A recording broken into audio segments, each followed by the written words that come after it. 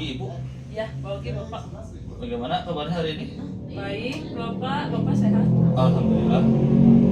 Baik Ibu, sekarang hari ini kita akan membahas ya Bu, melaksanakan tahapan praobservasi, di mana saya nanti akan melakukan proses observasi. Namun sebelumnya kita melakukan praobservasi, jadi saya akan mewawancara Ibu terkait dengan proses pembelajaran yang akan dilaksanakan pada saat observasi. Pertanyaan pertama ya Bu, kira-kira tujuan pembelajarannya apa ya Bu untuk materi nanti observasi? Tujuan pembelajaran kali ini yang pertama, Langsung saja nanti mungkin bisa itu. yang pertama anak-anak dapat Ya, terus mengetahui tentang ya, bahan dan bahan tambahan pangan pada proses pembuatan telur asin. ya terus Terus yang kedua, anak-anak dapat mengetahui alat yang digunakan serta penggunaannya. ya. Terus yang ketiga, anak-anak dapat menguasai pengendalian mutu prosesnya, Pak. Dan yang terakhir tentu saja proses pembuatan telur asinnya. Jadi intinya itu adalah bagaimana proses pembuatan telur asin ya Bu. Betul. Dari mulai bagaimana anak atau peserta didik bisa mengetahui apa saja prosedurnya ya, SOP-nya, kemudian Alat bahan dan prosedurnya. Oke. Nah Bu, kira-kira secara umum ya Bu, dalam pelajaran ini kan mata pelajarannya konsentrasi keahlian ya Bu. Kira-kira ada tidak Bu masalah yang Ibu temui pada saat pembelajaran menyangkut peserta didik?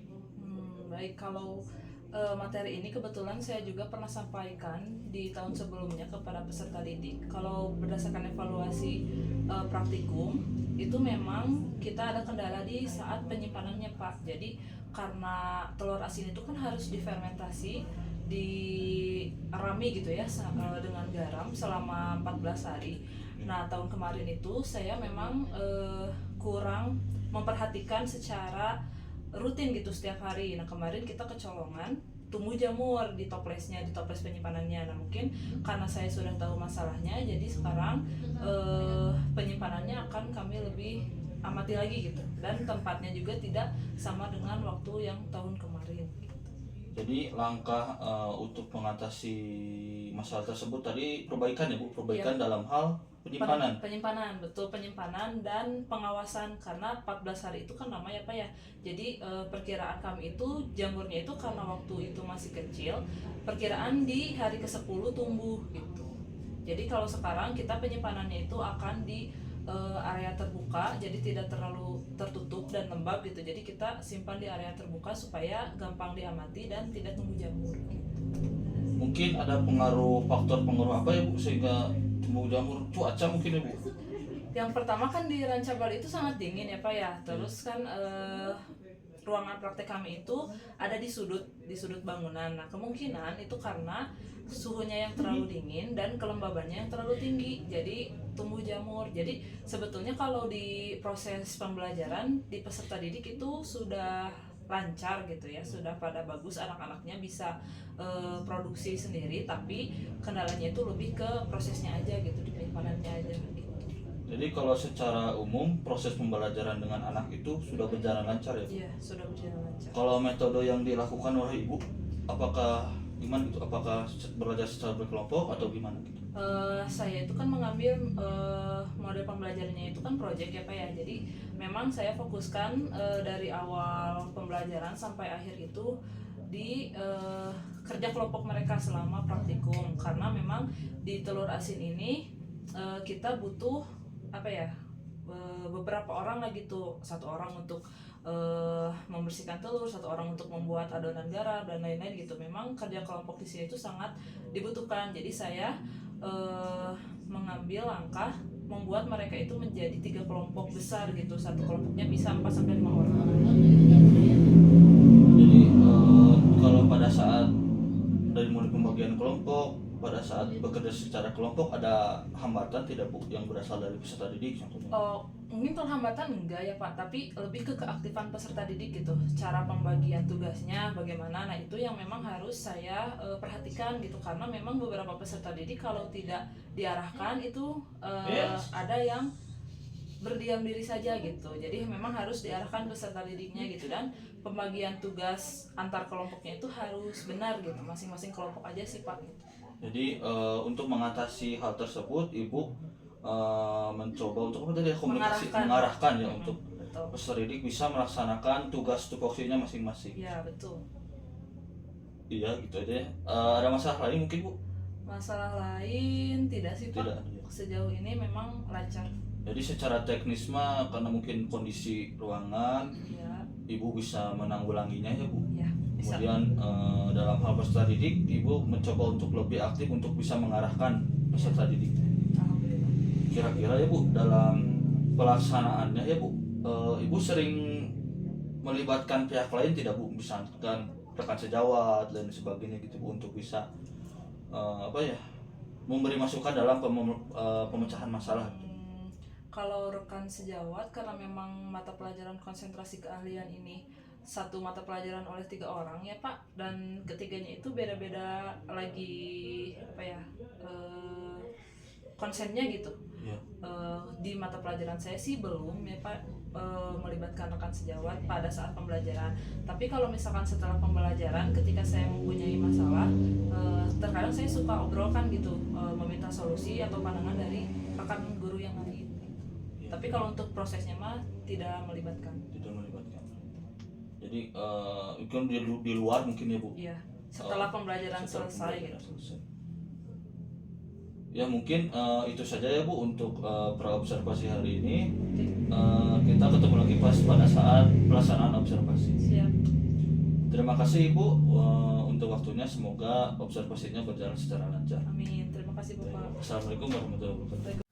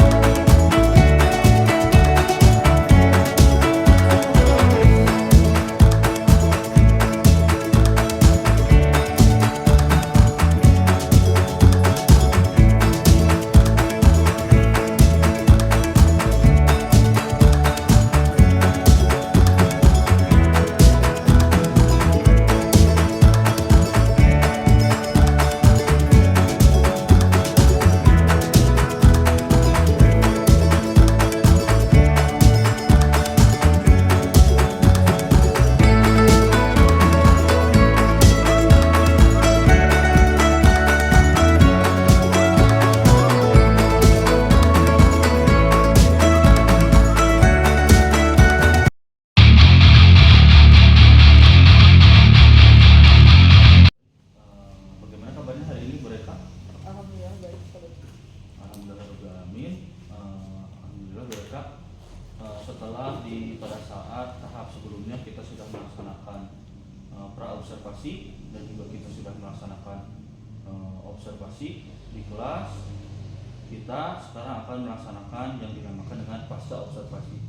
Jadi pada saat pasca observasi di sini kita akan mencoba bersama-sama melakukan refleksi kira-kira mengenai proses yang sudah kita laksanakan dari mulai pasca observasi, dari mulai praobservasi, wawancara, kemudian dari mulai pelaksanaan juga observasi dan sebagainya. Untuk tahap pertama kita melakukan refleksi dulu ya Bu.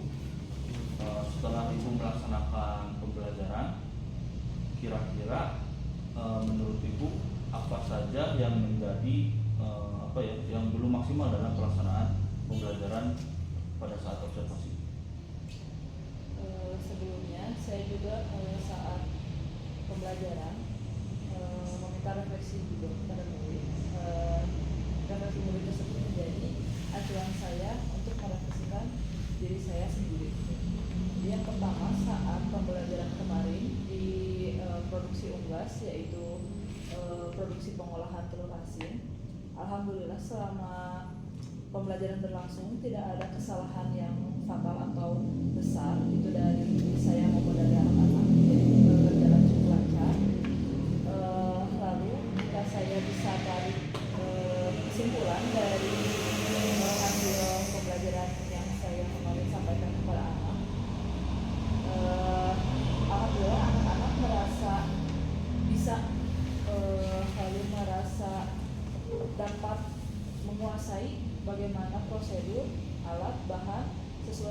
tujuan pembelajaran yang saya tentukan di awal, anak bisa menguasai hal tersebut, menjadikan refleksi pada diri saya bahwa model pembelajaran yang saya ambil berarti cocok, lalu proses pembelajaran juga berarti lancar gitu Bapak. Jadi sejauh ini tidak ada hambatan. Karena hambatan yang muncul pada pembelajaran kemarin itu bukan karena pembelajaran yang terjadi gitu, akan tetapi masalah yang muncul itu karena faktor lingkungan, yang mempengaruhi ke dalam proses praktikum. Jadi tidak berasal dari siswa gitu hambatannya. Baik. Terima kasih mereka yang sudah melakukan refleksi. Jadi yang saya dapatkan dari refleksi yang dilakukan oleh mereka, secara keseluruhan pembelajaran sudah berlangsung baik. Betul. Adapun hambatan yang dilakukan itu, yang dirasakan itu bukan berasal dari siswa, dari peserta didik, tapi mungkin karena lingkungannya. Betul. Mungkin kalau lingkungan mah kan belum sepenuhnya, tidak bisa sepenuhnya kita kontrol. Ya. Sebelumnya untuk tahapan selanjutnya izinkan saya menyampaikan hasil observasinya dulu ya Ibu, dari kegiatan observasi yang sudah dilakukan. Secara umum, secara keseluruhan proses pembelajaran yang berdasarkan observasi yang saya lakukan kepada mereka, proses pembelajaran sudah dilakukan secara baik. Dalam hal ini mereka sudah melaksanakan proses pembelajaran yang berpusat pada murid. Jadi mereka itu bukan memberikan pembelajaran satu arah saja, tetapi merangsang murid untuk bisa melakukan komunikasi dua arah, di mana model pembelajaran itu kan project based learning, di mana projectnya itu adalah membuat telur asin. Tentu saja project based learning itu kan tidak bisa dilaksanakan satu pertemuan. Jadi ada tahap awal, kemudian tahap selanjutnya, jadi minimal 2 pertemuan. Tetapi saya menilai pembelajaran yang sudah Ibu lakukan sudah sesuai sintaksnya. Jadi bagaimana Ibu bisa menyampaikan proyek yang akan dilaksanakan, memberikan orientasi juga kepada siswa bagaimana petunjuknya, pelaksanaannya. Kemudian Ibu juga sudah bisa melakukan atau berperan sebagai fasilitator atau sebagai memberikan arahan yang baik kepada siswa dan sebagainya. Mungkin itu hasil observasi yang saya laksanakan, hasilnya seperti itu. Mungkin selanjutnya yang ingin saya tanyakan, tentu kan tadi sudah ada hambatan yang ditemui pada saat pembelajaran, meskipun hambatannya itu bersifat eksternal, bukan berasal dari peserta didik. Kira-kira, tetapi tentu saja untuk lebih baiknya lagi kita harus bagaimana cara kita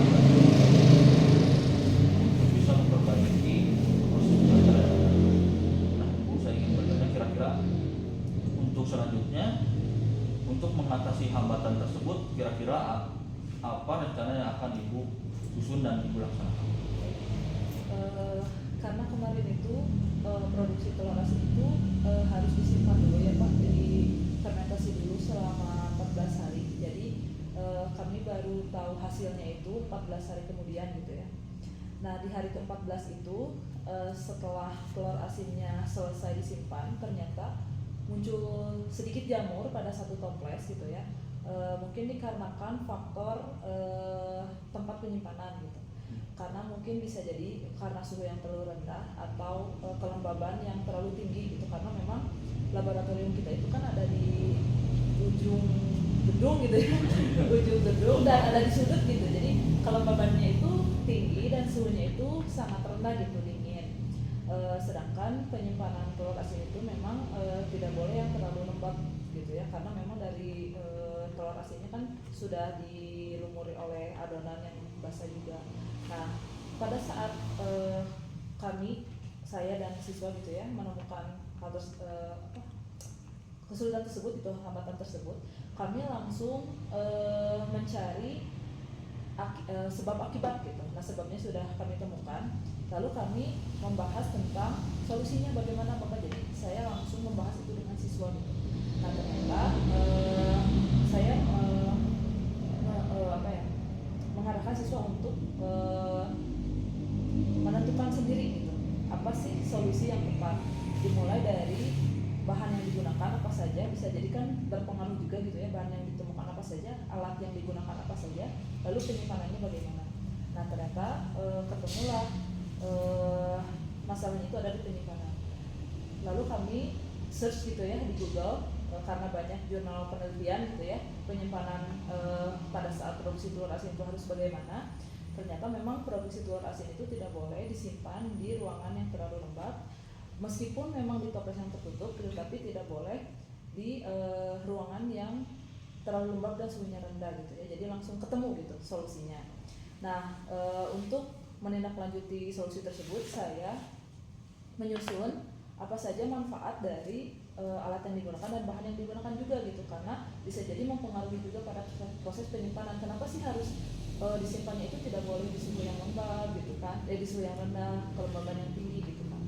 Jadi langsung ketemu. Nah itu salah satu tindak lanjut saya dalam mengatasi hambatan tersebut gitu. Memang sebetulnya saya juga sudah tahu gitu cara mengatasinya bagaimana. Akan tetapi karena memang fokus saya itu ada di murid, jadi saya ingin murid itu mencari tahu dulu sendiri gitu ya, benar atau salahnya mungkin kita bisa perbaiki sama-sama. Akan tetapi kan ketika murid mencari tahu sendiri, biasanya lebih melekat gitu ya di pikirannya gitu bersama teman-temannya karena dilaksanakan berkelompok. Jadi itu tindak lanjut yang saya lakukan gitu kemarin. Luar biasa sekali Ibu, mungkin dari pengalaman juga, jadi rencana bisa langsung dieksekusi gitu. Iya kan. betul, sebetulnya itu pernah terjadi juga di tahun sebelumnya gitu, tapi kan laboratorium kita tidak pindah gitu. Jadi masih tetap lengkap gitu. pelaksanaannya itu tidak menunggu waktu lama, besoknya langsung gitu ya. Iya betul. Mungkin saya berikan apresiasi dulu terhadap bagaimana tindak lanjutnya mengenai masalah yang dilakukan. Luar biasa sekali, berarti sudah bisa menguasai materi yang Ibu sampaikan kepada murid. Dan juga memberi apresiasi juga kepada Ibu yang mencoba untuk bisa belajar atau mengembangkan pembelajaran yang bersifat empiris ya Bu. Jadi bagaimana peserta didik bisa melihat atau bisa mendapatkan konsep dan pengetahuan baru mengenai melalui pengalaman-pengalaman yang mereka rasakan, kontekstual dan juga empiris. Secara tidak Secara sadar. tidak sadar. Sebelumnya Ibu ini selanjutnya mungkin ini pertanyaan terakhir, kira-kira dalam rencana tindak lanjut tersebut apakah Ibu melibatkan pihak lain, misalnya Kaprod atau ketua prodi atau rekan sejawat, bisa diceritakan? Kalau dalam pelaksanaan praktikumnya sih tidak Pak, tapi ketika saya menemukan permasalahan tersebut, saya langsung komunikasikan kepada teman sejawat saya di jurusan gitu ya. Ada 3 orang kan total guru produktif di jurusan saya gitu. Saya langsung komunikasikan. Kenapa saya langsung komunikasikan? Karena saya takut ketika mereka juga melaksanakan produksi telur asin di kemudian hari muncul masalah yang sama seperti saya gitu. Lalu kami juga saling mengkomunikasikan tentang solusinya gitu. Oh ternyata memang langsung ketemu saja gitu, karena memang jurnal penelitiannya itu banyak gitu. Jadi kami tidak sulit untuk mendapatkan solusi gitu. Jadi langsung ketemu. Jadi memang kalau dalam pelaksanaan praktikumnya tidak, tapi setelah praktikum saya mengkomunikasikan dengan teman sejawat. Luar biasa sekali Ibu ya. Terima kasih kepada paparan-paparannya yang sudah Ibu sampaikan. Sebelumnya saya berharap ke depannya rencana-rencana ke depannya bisa dilaksanakan. Kemudian tentu saja setiap tahun juga meskipun materinya sama, ada improve lagi. Mungkin itu saja yang bisa saya sampaikan untuk tahapan pasca observasi ini. Saya ucapkan terima kasih untuk waktunya. Terima kasih. Assalamualaikum warahmatullahi wabarakatuh.